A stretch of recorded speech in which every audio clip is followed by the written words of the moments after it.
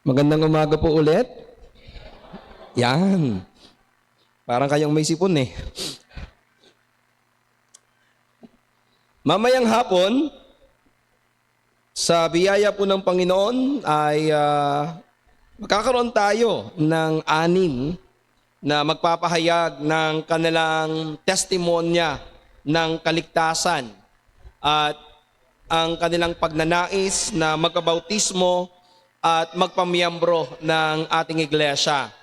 Alam niyo mga kapatid, pag sinabi po natin na pagpapahayag ng testimonya ng kanilang kaligtasan, ito ay ang paglalahad nila sa tao kung papaano nila naunawaan na ang Panginoong Hesus lamang ang paraan para ang isang tao ay magkaroon ng kaligtasan at naintindihan nila na kailangan nilang ipagkatiwala sa Diyos ang kanilang buhay para dito.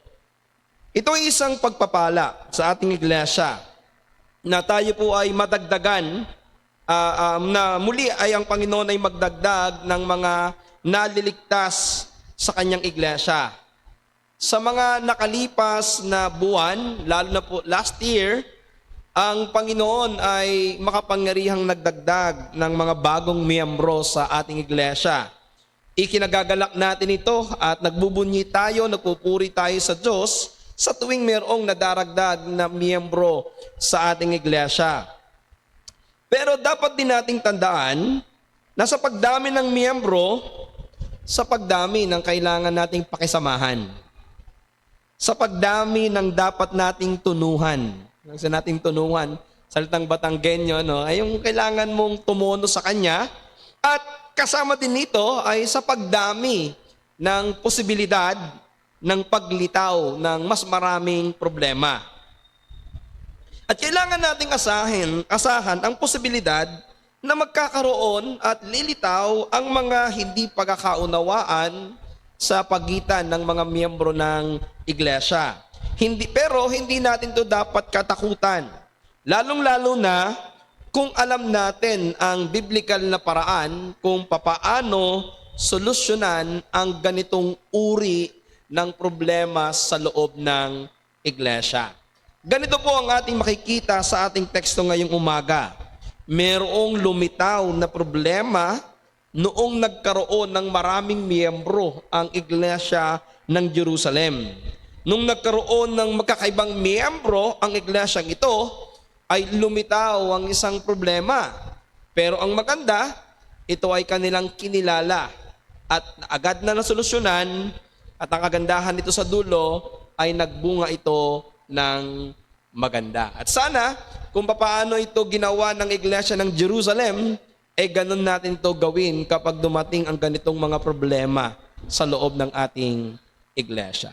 Pero bago natin buksan ang ating talata, tayo muna ay dumako sa Panginoon sa panalangin. Ama namin Diyos na dakila, banal at makapangyarihan sa lahat ng aming pagpupuri at pasasalamat, ay patuloy naming inilalapit sa iyo at ibinabalik sa inyo sapagkat meron kaming pagkakataon muli na makapag-aral. O aming Diyos, ang aming dalangin, samahan kami muli ng iyong banal na Espiritu upang makuha namin yung karunungan at yung aral na dapat naming makita sa iglesia ng Jerusalem. At nawa Panginoon, ma-apply namin ito sa aming iglesia upang kami ay lalong mas maging malago sa iyong mga salita at patuloy na maka-impluwensya ng isang ugali ng tunay na iglesia. O Diyos, mangusap kami kayo sa amin sa magitan ng iyong salita. Sa pangalan po ni Jesus. Amen. At amen. Mga kapatid, aniya ko po kayong buksan ang ating mga Biblia sa Aklat ng Mga Gawa. Again, Aklat ng Mga Gawa, Kabanatang 6, ang talata po ay 1 hanggang 7.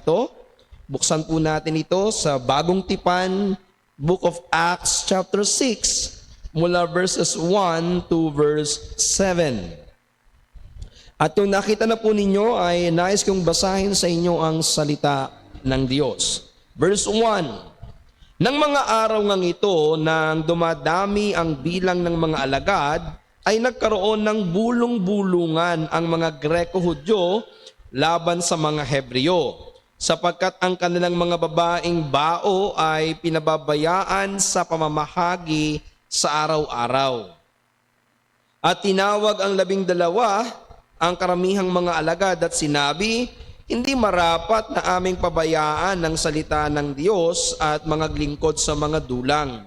Magsihanap nga kayo mga kapatid sa inyo ng 7 lalaki na may mabuting katunayan, puspos ng espiritu at ng karunungan na ating mailalagay sa gawaing ito. Datapwat magsisipanatili kaming matibay sa pananalangin at sa ministeryo ng salita. At minagaling ng buong karamihan ang pananalitang ito at kanilang inihalal sina Esteban, taong puspos ng pananampalataya at ng Espiritu Santo, at si Felipe, at si Procoro, at si Nicanor, at si Timon, at si Parmenas, at si Nicolas, na taga-Antioquia na naging Hudyo, na siyang iniharap nila sa mga apostol. At nang sila'y makapanalangin na, ay ipinatong nila ang kanilang mga kamay sa mga yaon. At lumago ang salita ng Diyos. At dumaming lubha sa Jerusalem ang bilang ng mga alagad. At nagsitalima sa pananampalataya ang lubhang maraming saserdote. Mga kapatid, binasa po natin ang mga gawa, ang salita ng Diyos sa mga gawa, kabanatang 6, talatang 1 hanggang 7. Naway pagpalain ng Panginoon ang pagbasa at pangangaral ng kanyang salita.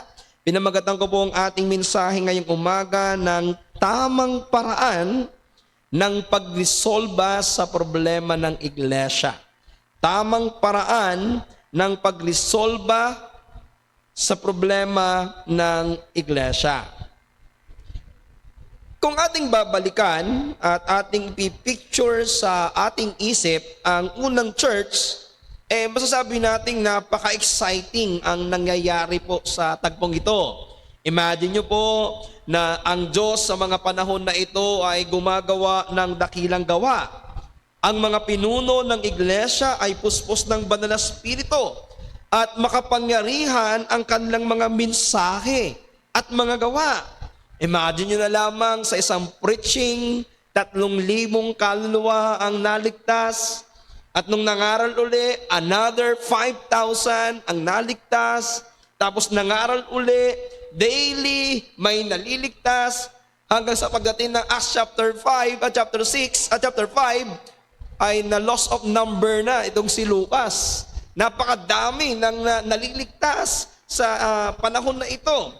At kung tayo nga ay nagagalak na meron tayong 6 na tatanggapin sa pagkamiyembro sa kalooban ng Panginoon, 5 babautismuhan at 1 magta-transfer. Pero dito po ay libo-libo ang mga tao na naliligtas, na babautismuhan at nadaragdag sa iglesia. At hindi lang yan. Ang kanilang mga pinuno, ang mga apostol, ay may kapangyarihan na magpagaling ng mga may karamdaman. Imagine po ninyo na sabihin lamang ng kanilang mga pinuno na ikaw ay tumayo at lumakad, ang isang pilay ay lalakad, o yung isang bulag ay sabihin niya na imulat mo ang iyong mga mata at ikaw ay mamumulat. Yung isang nakahigang paralitiko ay sabihin lang nilang ikay tumayo at lumakad sa pamagitan lamang ng mga salita ng mga apostol. Gumagaling ang mga may karamdaman. Ayon sa ating huling pag-aaral, lahat ng mga may karamdaman ay dinala sa harapan ng mga apostol at lahat ay kanilang pinagaling.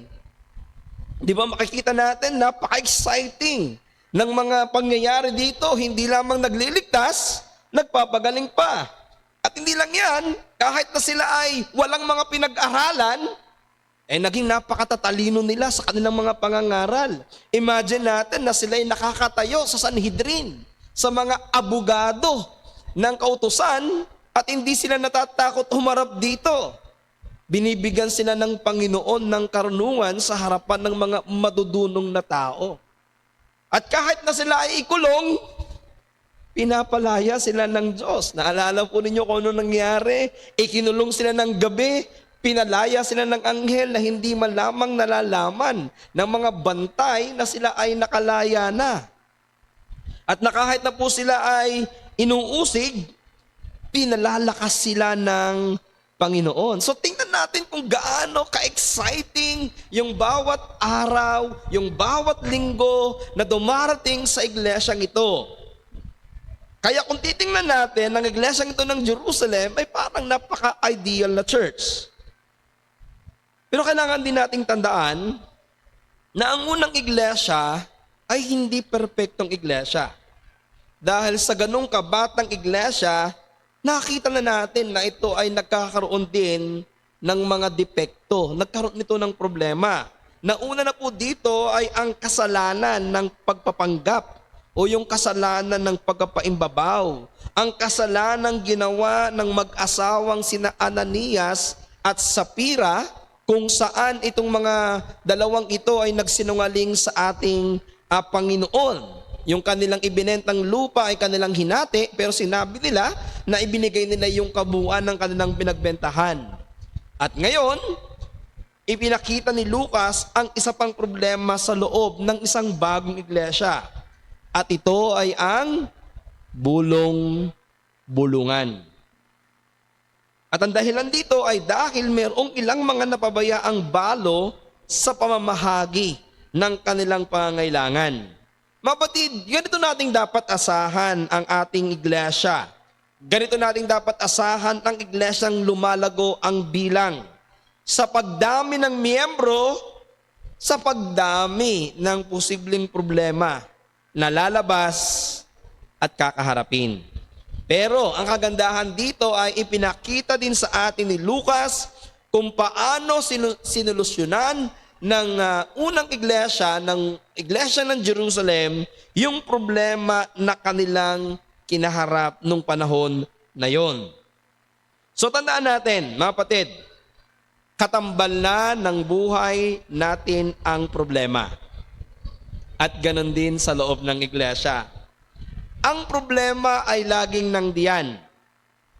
Pero ang nagkakaiba-iba lamang ay kung papaano natin tinitingnan ang problema. May mga taong ang problema ay talagang pinoproblema. Iniisip ng mabuti ay yung problema. Pero ang iba, tinatanggap at kinikilala nila yung problema at iniisip ng mabuti kung papaano nila susolusyonan ang problema. Ganito po ang ating makikita na ginawa ng iglesia ng Jerusalem.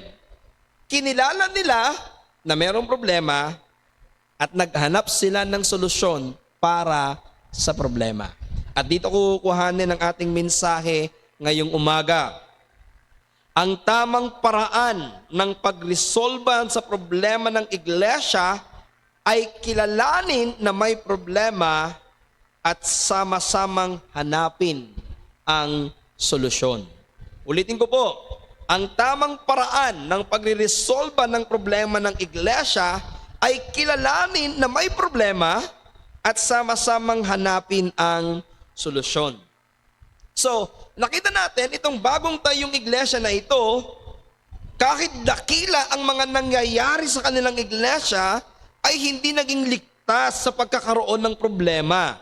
Subalit ang kagandahan dito, hindi sila napatigil ng problema, hindi sila na-paralyze ng dahil sa iglesia at sa problema, hindi sila nagkagulo ng dahil sa problema.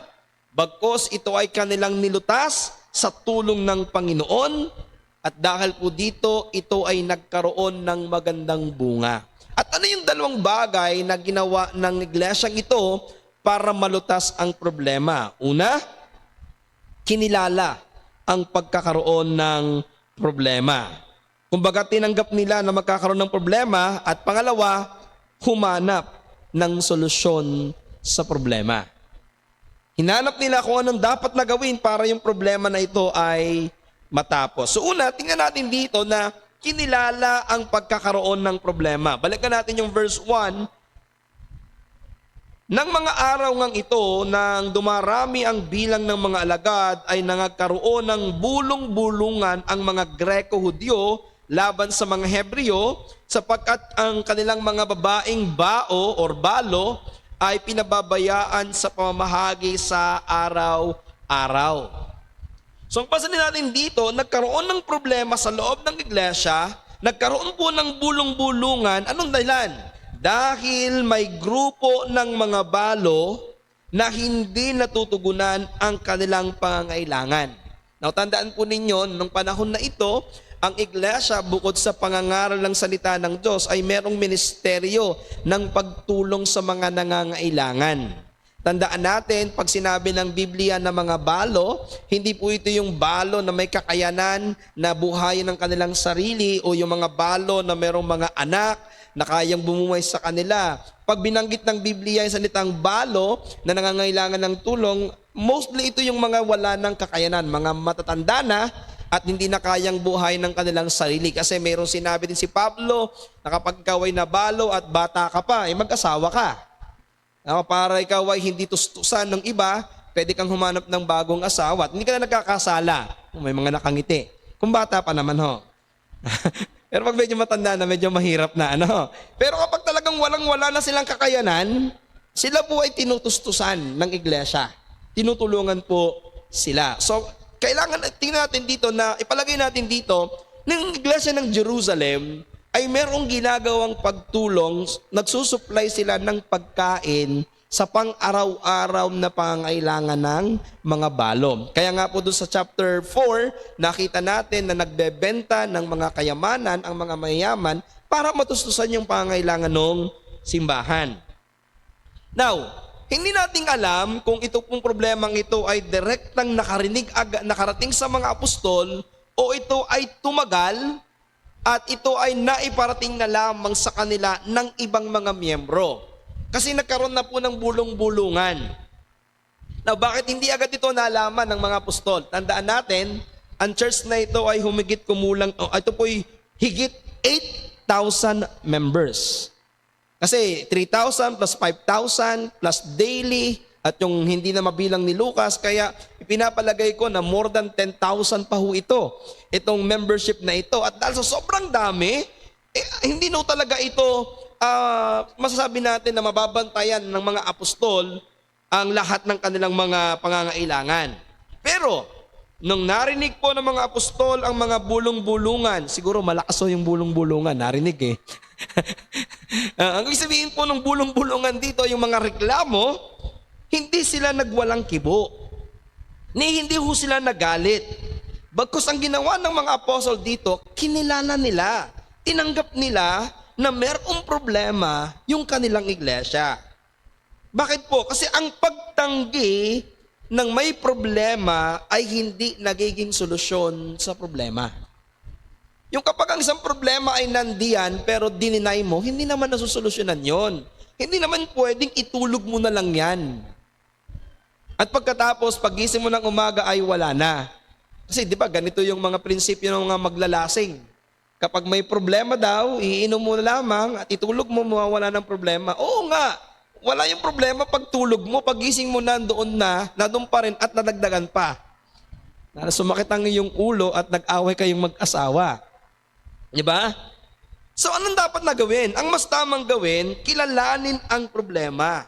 Malaki ang maitutulong nito kasi mas magiging maliwanag kung ano yung sitwasyon. Malalaman mo kung ano ang talagang pinagmulan ng problema, kaya mas madaling magplano ng solusyon. Mas magiging mabilis ang aksyon kung mas maagang nakagagawa ng hakbang bago lumala. At ganoon din, kapag kinilala mo na mayroong problema, magbubukas ito ng oportunidad para sa komunikasyon. Nagkakaroon po ng pagkakataon na mag-usap-usap at magtulungan ang mga tao para ayusin ito at higit sa lahat ito, natututo tayo. Mas umuunlad tayo kasi ang bawat problema na ating kinikilala at nasolusyonan ay maaring maging aral para sa hinaharap. So kailangan pala nating kilalanin. Tanggapin natin na mayroong problema. At maganda yung binanggit dito ni Pastor Steve Cole sa kanyang mensahe. At sabi ni Pastor Steve Cole, sa tuwing may paglago sa pamamagitan ng mga bagong naliligtas, tiyak na magkakaroon ng mga problema. Ang mga spiritual na sanggol ay palaging dumudumi sa kanilang espiritual na lampin. Ginigising kanila sa kalagitnaan ng gabi sa kanilang pag-iyak. Tulad ng mga pisikal na sanggol, ang mga espiritual na sanggol ay karaniwang makasarili sa simula. Maging ang mga matured o matagal ng mga mananampalataya ay hindi ligtas sa pagiging makasarili, sa mga pakikibaka at sa kasalanan. Kaya't bawat iglesia, lalo na ang mga lumalago, ay tiyak na makakaranas ng mga problema. So we need to anticipate, mga kapatid. Kailangan nating asahan na as we grow in number, talagang meron at meron darating na mga problema sa loob ng ating iglesia. Imagine na lamang natin kung ito pong iglesyang ito ng Jerusalem, itong mga apostles na ito ay hindi kinilala yung problema. Halimbawa na lamang hindi agad nila tinugunan ang problema ng iglesia. Ito ay merong malaking posibilidad na mahati ang iglesia. O di kaya naman ay hindi maging malusog ang samahan ng mga miyembro ng iglesia sapagkat nagkaroon ng labanan sa pagitan ng mga miyembro ng iglesia. Kaya ganun kahalaga na lamang na kilalanin natin agad yung problema sa iglesia at agad itong pag-usapan kung paano ito masusolusyonan. So kapag meron tayong problema na kinakaharap sa loob ng iglesia, hindi natin ito dapat patagalin. Huwag nating intayin na ito'y magbunga pa ng mas matinding mga kasalanan. Kumbaga sa isang halaman o sa isang damo, kapag sumisibol na itong damo na ito, bunutin mo na habang mababaw pa ang ugat. Huwag nating intayin na lumalim ang ugat at dumami ng dumami. Alam nyo, isa ho sa mga invasive na halaman, pero siya po isang gamot din na ginagamit natin, itong makahiya. Alam nyo, may gamot daw yung makahiya, pero napaka-invasive niya. Alam nyo yung makahiya, kapag sumisibol lamang yan, ang dali yung bunutin. Pero pag inay lumaki, ang hirap na kasi matinik. Ganon natin dapat tingnan yung problema sa iglesia. Asahan natin na merong damo na pwedeng sumibol, pero dapat habang mababaw pa yung kanyang ugat at kumbaga mura pa, bunutin na. Ganon yung dapat nating gawin. Ganito po yung ginawa ng iglesia ng Jerusalem. Kinilala nila at ginawan agad nila ng solusyon. Now, pero tingnan natin na marahil ang problemang ito, hindi naman sinasadyang mangyari. Hindi intensyonal na pabayaan ng mga pinuno itong ibang mga balo. Tandaan natin, 12 lamang ang mga namumuno sa kanila. Ilan nun sila? More than 8,000. At sila lamang at sila din po ay nakapokus sa ministeryo ng pananalangin at pangangaral ng salita ng Diyos. Kaya marahil hindi agad nakita ng mga apostol ang problemang ito. Ang naging problema po kasi nararamdaman, nakikita ng mga Greco-Hudyo o na tinatawag nating mas kilala sila sa Hellenistic Jew na yung kanilang mga balo daw ay hindi nabibigyan ng sapat. Maaring hindi nararasyonan ng pagkain araw-araw habang ito namang mga Hebreo o yung mga tunay na Hudyo ay tumatanggap ng nararapat araw-araw sa pamamahagi ng pagkain. Now, maganda kasing malaman ninyo bakit kaya posibleng nagkaroon ng ganong problema. Parehas naman silang Hudyo. Ito po yun. Pag sinabi nating Hellenistic Jew, sila po'y mga Jews or mga Hudyo, pero kadalasang sila po'y mga nangalat sa iba't ibang bansa. Partikular, sila po'y nangalat ng labas sa Palestine. Ito yung mga diaspora. Ang ibig sabihin, itong mga Hudyo na ito ay lumaki sa ibang bansa, nagsasalita ng ibang wika. Ang mga Hellenistic Jew ay nagsasalita ng wikang Griego at naging napakalaki ng impluwensya ng Griego sa kanilang buhay. Hindi lamang sila nagsasalita ng wikang Griego, maging ang Biblia na kanilang binabasa ay yung nasa wikang Griego. Diba, ang Biblia ay nasalin sa wikang Griego. Ang tawag sa pagsasalin mula sa Hebreo to wikang Griego ay Septuagint. Kaya yung Koine Greek, ang binabasa nila bilang sa pag-aaral nila ng salita ng Diyos. Samantalang, pag sinabi nating mga Hebreo, sila ay mga Hudyo din. Pero lumaki sila sa loob ng Palestine. Etong mga Hudyo na ito ang merong mas malalim na at mas maugat sa kultura ng mga Hudyo. At ang binabasa lamang nila ay yun mismong nakasulat sa wikang Hebreo. Now, bakit pastor nagkaroon sila ng problema? Tandaan natin na malayo ang pagitan ng dalawang grupo na ito. Dahil itinatatwa ng mga Hebreo ang mga Hentil. Mababa ang tingin ng mga Hebreo o ng mga Hudyo sa mga Hentil.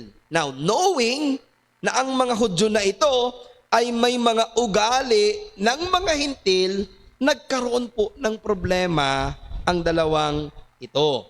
Ang senaryo po dito, dalawang grupo na magkaiba, bagamat parehas ang lahi, parehas galing sa magkaibang background, kultura at pamumuhay, ay nagsama.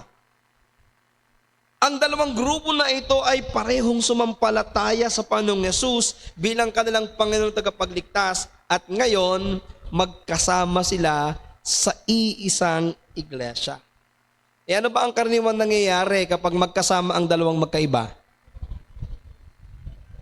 Nakakasundo? Hindi.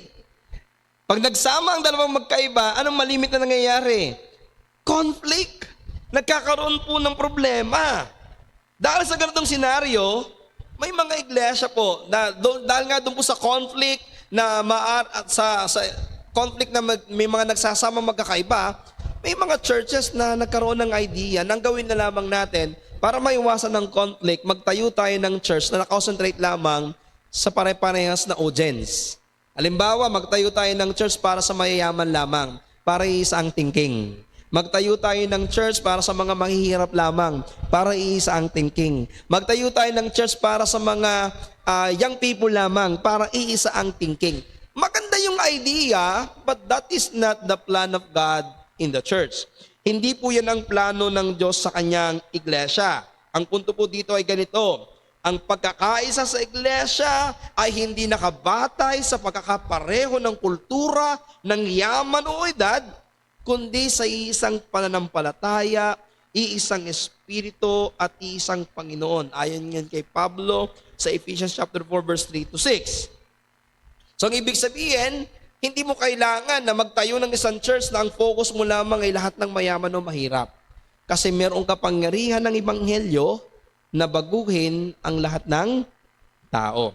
Pero paalala ko sa inyo, ang kaligtasan ay hindi otomatikong nagbubura ng lahat ng pinag-ugotang kultura o kaugalian. Mga kapatid, let us face the reality na ang salvation ay hindi naman automatic. Na kapag ikaw ay naligtas, lahat ng pangit mong ugali ay nawawala agad-agad. Yung lahat ng mga pananaw mo nung una ay nawawala na agad. We need to understand na mayroong proseso ang pagbabago. So, isang kamangmanga na isipin na dahil tayo mga mananampalataya na ay hindi na tayo magkakaroon ng alitan at hindi pagkakaunawaan. Hindi po totoo yan. Hindi totoo na hindi na maaaring magkaroon ng problema ang isang iglesia ng Panginoon. Ang mas totoo at biblikal, ang kaligtasan na hindi agad-agad nag-aalis ng pagkakaiba ng kultura, pag-uugali at pananaw. Sa Biblia, makikita natin ang pagbabago ng buhay ay nagsisimula sa pagbabago ng puso at unti-unting nagbabago ng isipan at gawain sa proseso ng tinatawag nating pagpapabanal or sanctification. Ang ibig sabihin po nito, naniniwala ang ating church na kailangan mag-progress ang ating kabanalan. At hindi agad nawawala ang lahat ng impluwensya ng dating kultura at pagkatao. Kaya church, listen to this, to all old members. Pag sinabi kong old, hindi yung matatanda, kundi yung mga nauna. Please, do not expect na yung ating magiging bagong mga miyembro ay banal na agad. Huwag niyong asahan na kapag sila'y umanib sa ating iglesia, lahat ng magagandang bagay na agad ang kanilang gagawin. No! Sabi nga ni Pastor Steve Cole, gaya ng isang bata, dumudumi sa kanyang lampin, ganun din ang mga spiritual, mga bagong mananampalataya. dumi-dumi sa kanilang spiritual na lampin. Ang ibig sabihin nito, malaki ang posibilidad na itong mga mga miyembro na ito ay magkaroon o magdala ng problema. Kasi bago pa lamang sila. So ibig sabihin po nito, kailangan natin kilalanin na mayroong ganitong posibilidad sa loob ng iglesia. At tayo ko sabihin sa inyo, hindi ilang ito totoo sa iglesia, totoo rin ito sa pag-aasawa. Hindi ito automatic na pag kayo ay nag-asawa, automatic na magkasundo na agad kayo. Dalawa kayong magkaibang tao. Kaya malaki yung posibilidad ng conflict. At actually niya yung nangyayari, mas lalo ninyo nakikilala ang isa't isa. Pag nagsama na kayo sa isang bubong. At malimit, doon nagkakaroon ng conflict. Kasi yung akala mong kilala mo na, hindi pala. Pero, anong dapat natin gawin?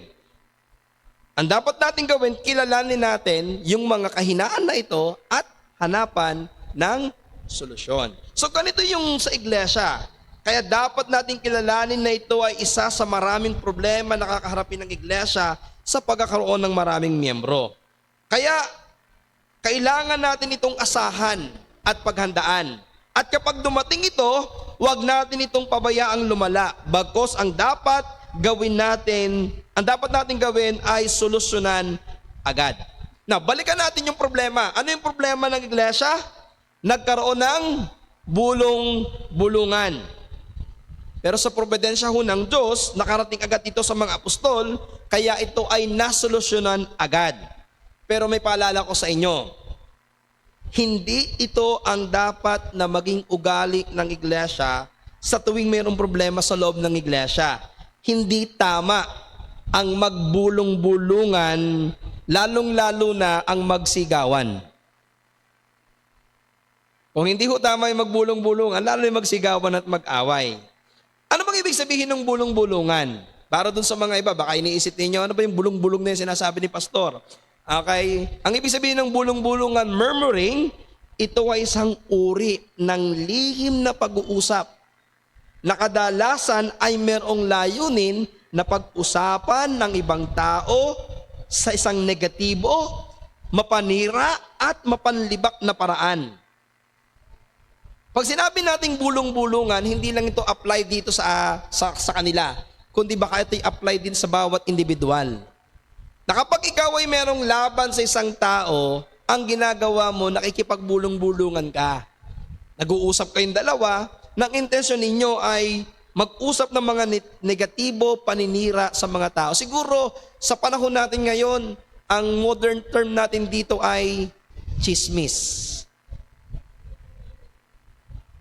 Hindi ito kapakipakinabang. Hindi po ito nakakatulong.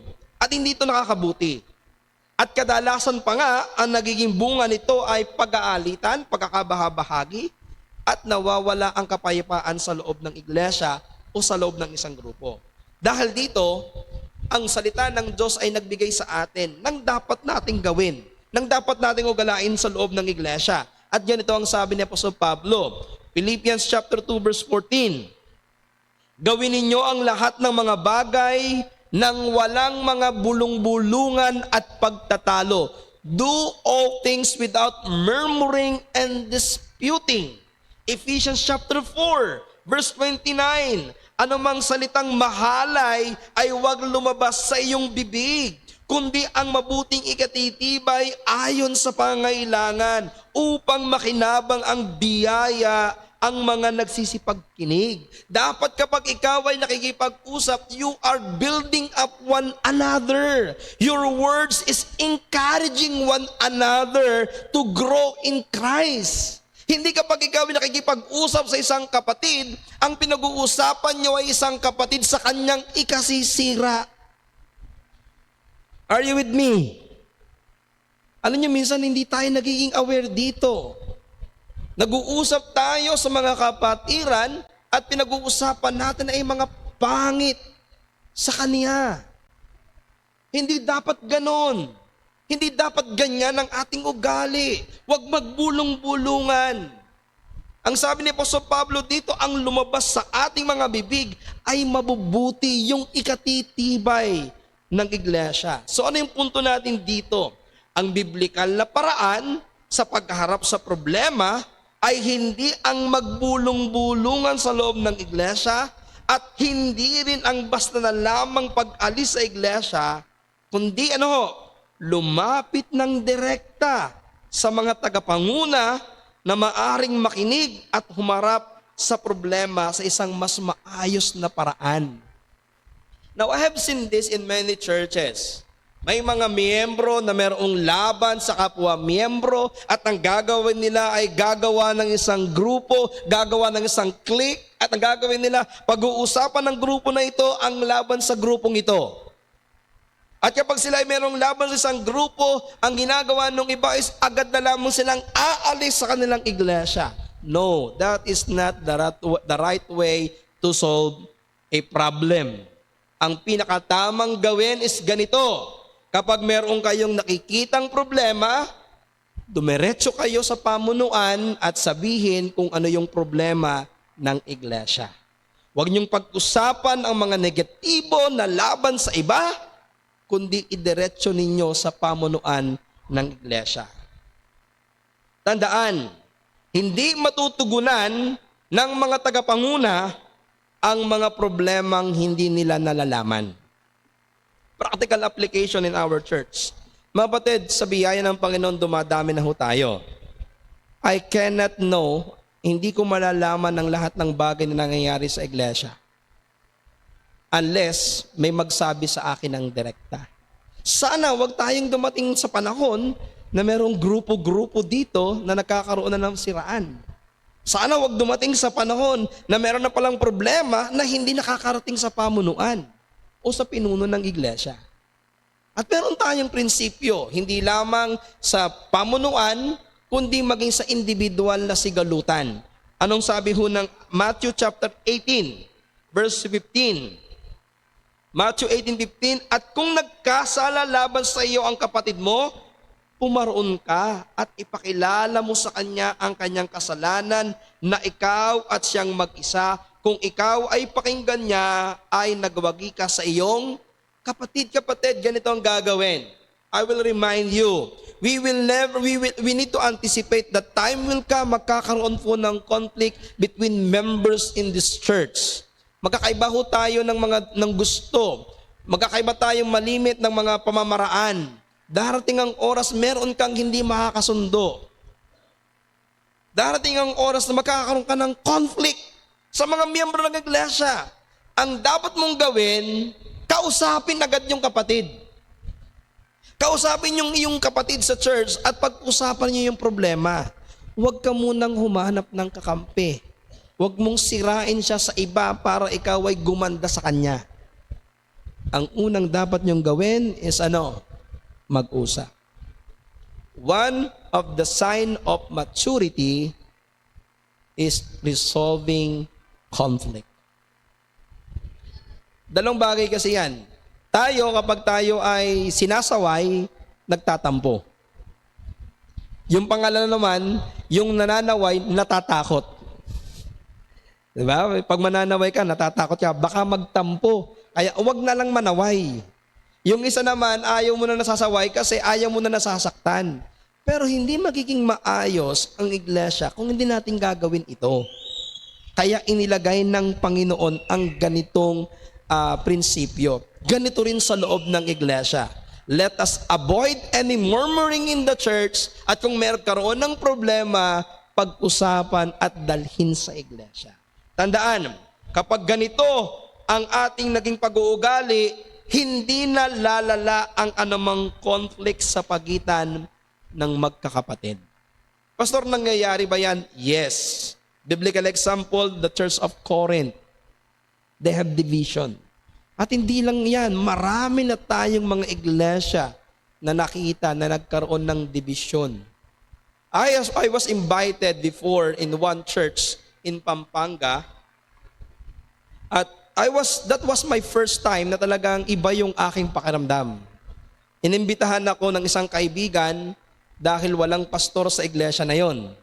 Na nagpunta po ako doon, ako po ay pinatulog sa church building nang wala akong kasama. walang nag-asikaso sa akin. Binila ako ng higaan, tapos katapos noon, kinabukasan na ako pinuntahan. At nung ako po'y nangaral, pagkatapos kong mangaral, ramdam na ramdam ko yung division sa loob ng iglesia. Pagkatapos ng preaching ko, yung isang bahagi, umuwi na. At kakaunti lamang ang natira na nag-fellowship sa akin. At alam ko na gano'n yung sitwasyon ng iglesia, but that is my first time na talagang maramdaman ko na talagang hindi buo ang iglesia kasi merong division. Yung isa, ayaw na doon sa pastor, yung isa naman gustong ibalik yung pastor, kaya naghihiwalay sila. Magkasama pero hindi magkasundo. Hindi maganda yon. Kaya anong kailangan gawin? Anong dapat na gawin kapag mayroong problema? Ito yung ginawa ng mga apostol. Anong ginawa nila? Nung malaman nila yung problema sa loob ng iglesia, number 2, humanap agad ng solusyon sa problema. Pansinin natin, nang marinig ng mga apostol ang bulong-bulungan, again, siguro nga malakas yung bulong-bulungan, nakarating na sa kanila, tinipon niya agad ang iglesia. This is the right way to do it. Okay? Tipunin agad ng iglesia. Hindi sila naghanap ng masisisi, hindi nila ipinagtanggol ang kanilang sarili nang merong galit at sila ay humahanap ng pwedeng masaway. Sa halip, ipinaliwanag nila sa kanila ang kanilang pananaw sa ministeryo. At nagmungkahi sila ng dapat na gawin. At iniatas sa kongregasyon ang pagpili ng 7 kwalipikadong lalaki upang maging solusyon sa problema at saka ibinigay sa kanila ang otoridad upang tugunan ang problema. Now, isa-isahin natin ang solusyong ginawa ng mga apostles. Una, ipinatawag nila ang iglesia. Verse 2, at tinawag ng 12 ang karamihang mga alagad. Ito ang tamang gawin kapag may problema ang iglesia. Ipatawag ang iglesia. Bakit? Kailangang malaman ng mga miyembro ng iglesia kung ano ang nangyayari sa loob ng iglesia. Kaya may paalala ko sa mga miyembro ng church natin. Mga kapatid, mahalaga na palagi kayong dumadalo sa covenant meeting ng ating iglesia, lalong-lalo na sa mga closed door meeting ng ating iglesia. Bakit? Sapagkat sa ganitong paraan ay ini-inform kayo sa mga problemang kinakaharap ng ating church. Alam niyo po ba na nagkakaroon tayo ng problema sa ating iglesia? At kamakailan lamang nagkaroon tayo ng problema. At sinulusyonan natin. Sino lamang yung makakaalam? Yung dumadalo sa mga pagtitipon. Kaya mahalaga kung ikaw ay covenanted member ng church, kung ikaw ay miyembro ng iglesyang ito, make sure na kapag meron tayong mga covenant meeting, especially mga closed door meeting, make yourself available. Maging kabahagi ka sa pag-aayos at pagsolusyon sa problema ng iglesia. Pangalawa, after niyang ipatawag, ipinaliwanag nila ang kanilang tungkulin. Verse 2 and verse 4, at sinabi, hindi marapat sa aming pabayaan ng salita ng Diyos at maglingkod sa mga dulang.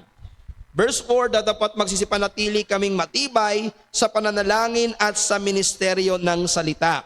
Dito po ay i-define at ipinaliwanag ng mga apostol ang kanilang pangunahing tungkulin sa iglesia. At ano ito? Ang mag-concentrate sa ministeryo ng salita ng Diyos. Yung ministeryo ng pangangaral at pananalangin. So pinakita ng mga apostles, ito yung tungkulin talaga namin sa church na ito. Mag-preach, magturo, at kayo ay ipanalangin. Yan ang tungkulin namin, sabi ng mga apostles. Pero hindi nila sinasabi na illegitimate yung pagtulong. Hindi sinasabi ng mga apostol na hindi dapat tulungan ang pangangailangan ng mga balo. Pero sinasabi nila, hindi yun ang kanilang pangunahing tungkulin. Hindi na sinasabi ng mga apostol na hindi dapat tugunan ang pisikal na pangangailangan ng iglesia dahil espiritual ang iglesia.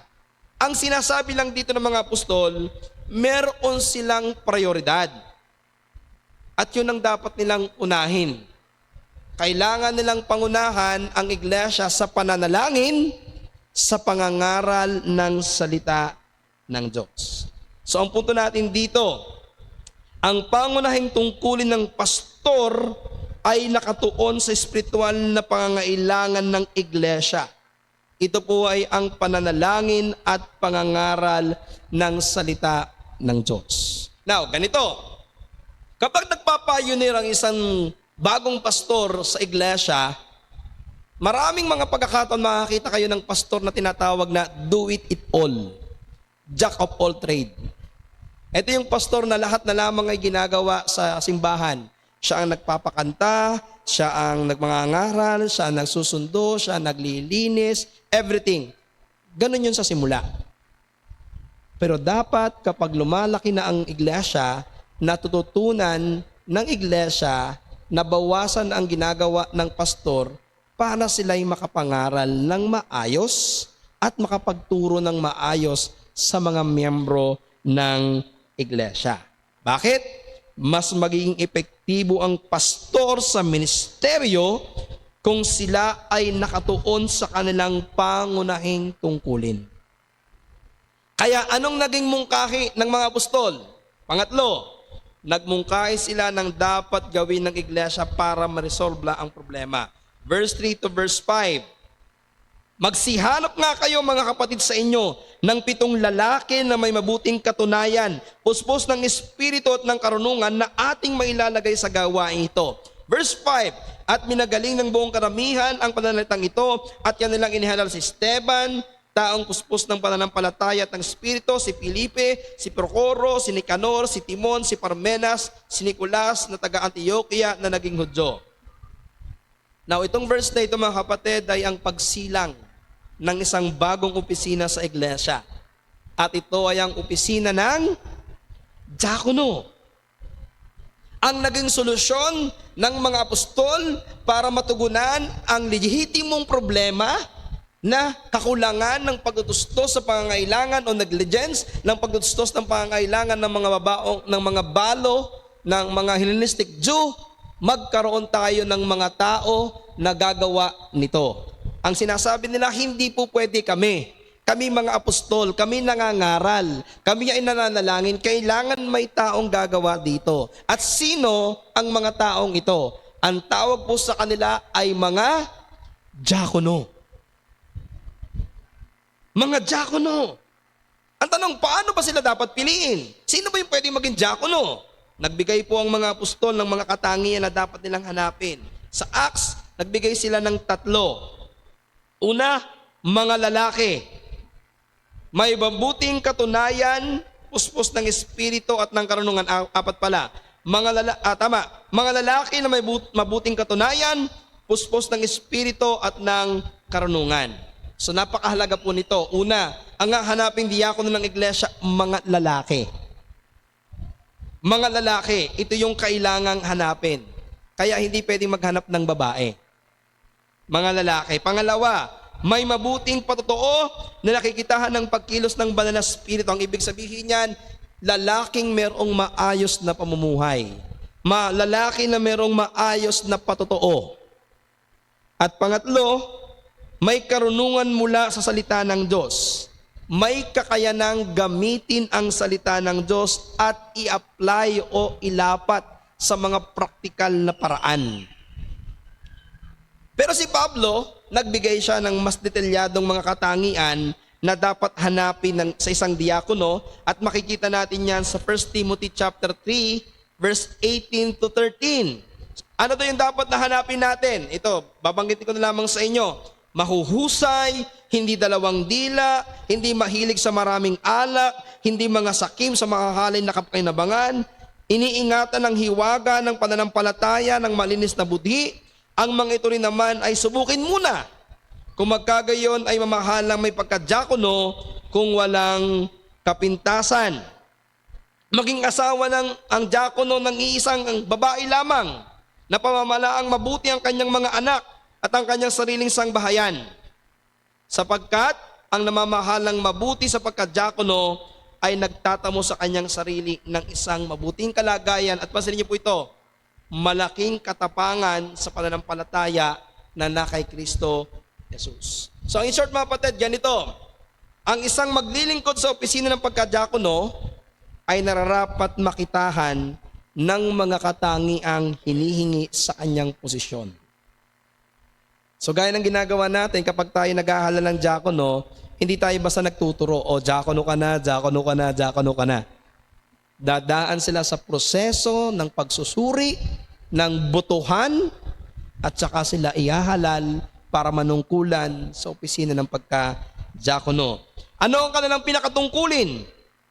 Ayon sa teksto, sila ang pinili at inihalal ng iglesia para kumatagpo at mamahala sa pamamahagi ng mga balo na nangangailangan sa iglesia. So ang pinakapunto natin dito, ang tungkulin ng mga diakono sa pangkalahatan. Ang tungkulin ng mga diakono sa pangkalahatan ay kanilang tugunan ang pangangailangan pisikal ng loob ng iglesia. Ito yung kanilang pinakatungkulin. Kailangan nilang sila ay nakakonsentrate sa pisikal na pangangailangan ng iglesia upang makakonsentrate naman ng mga pastor sa spiritual na pangangailangan ng iglesia. Ngayon, nagpapatuloy po ang ganitong tungkulin ng mga diakono. Kahit wala na ang mga apostol, nagpapatuloy ang tungkuling ito ng mga diakono dahil ang opisina ngayon sa iglesia ay opisina na ng mga pastor. Kaya ang punto natin, tungkulin ng diakono na pangunahan ang pagkatagpo sa mga pisikal na gawain at pangangailangan ng iglesia upang makapagbigay at hindi mahadlangan ang ministeryo ng mga pastor sa pananalangin at pangangaral. Yan ang tungkulin ng mga diakono natin sa ating iglesia. To make sure na hindi madadivert ang atensyon ng pastor sa ibang mga gawain sa loob ng iglesia bukod sa pananalangin at pangangaral ng salita ng Diyos. Pero may paalala ko sa inyo, pangungunahan ng diakono, hindi diakono lamang ang gagawa. Ang diakono po hindi utusan.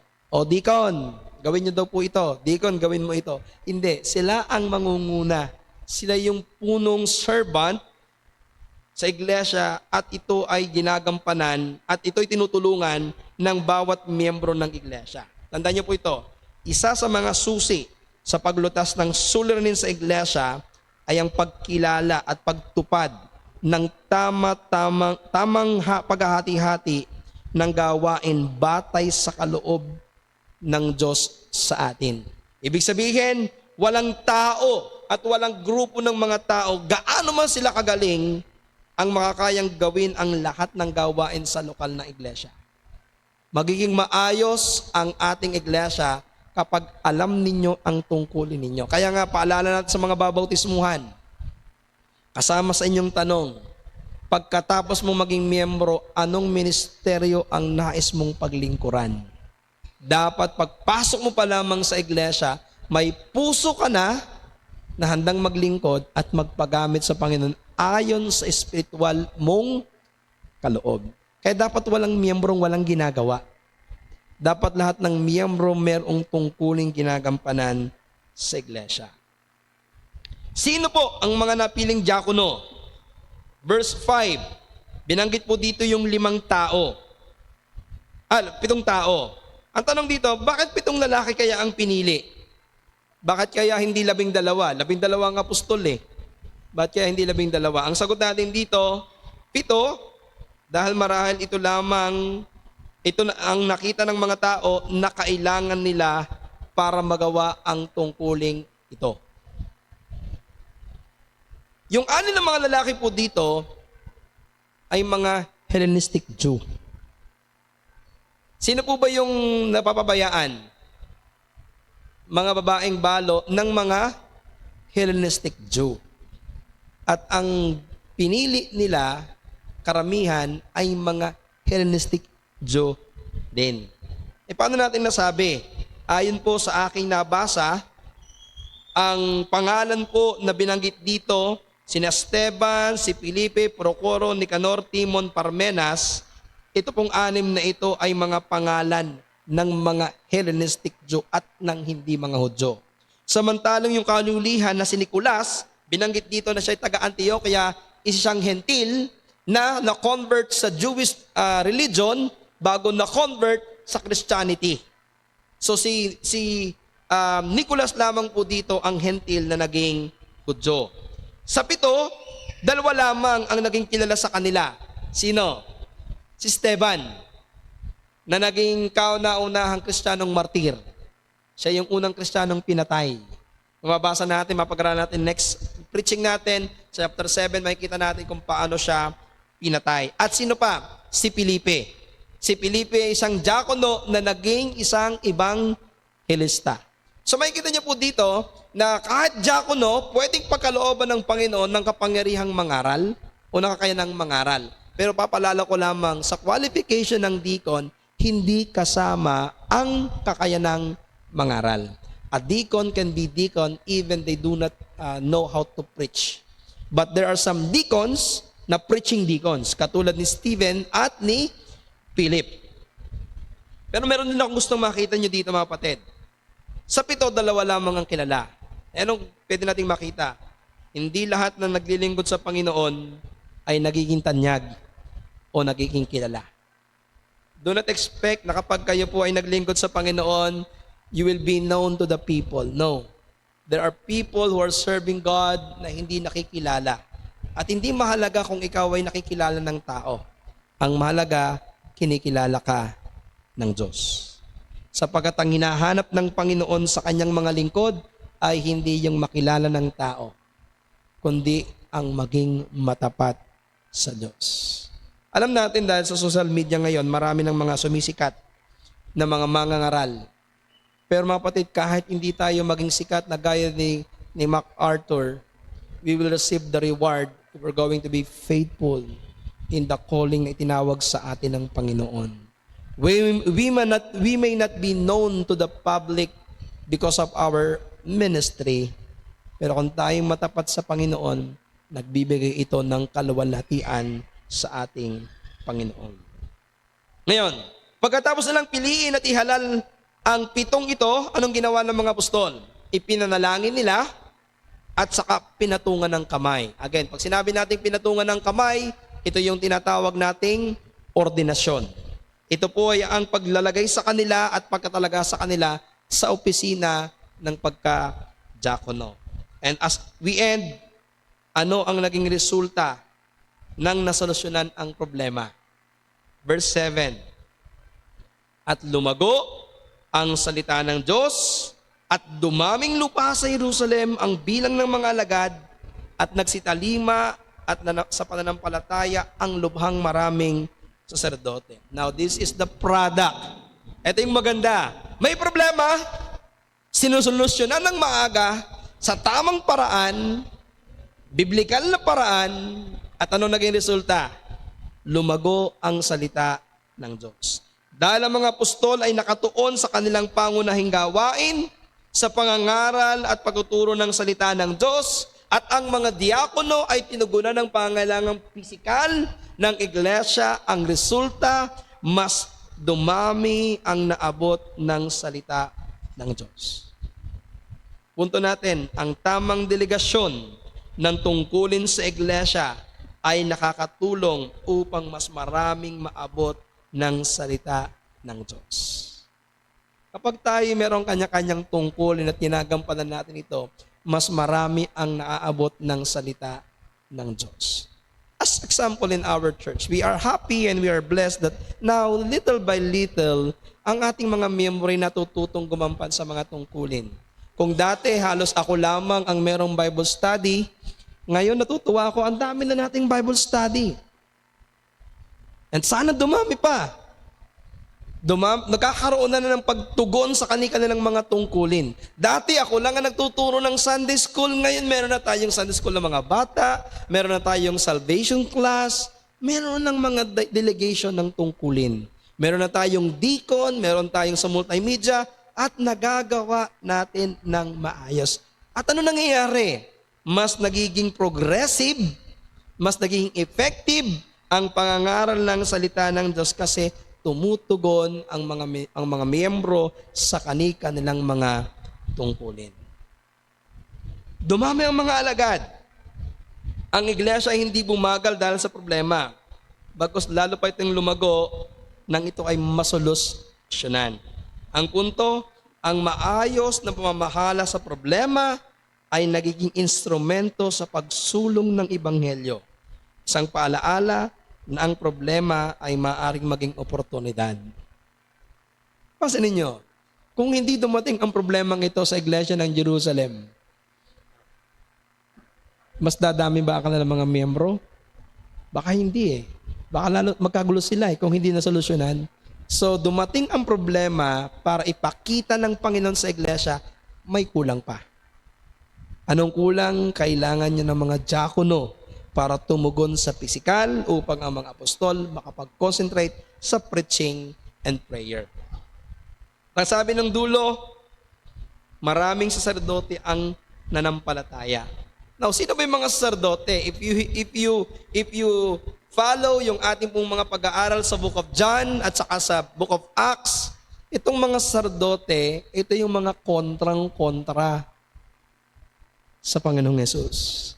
Itong mga sardoteng ito, yung kontrang-kontra sa mga alagad.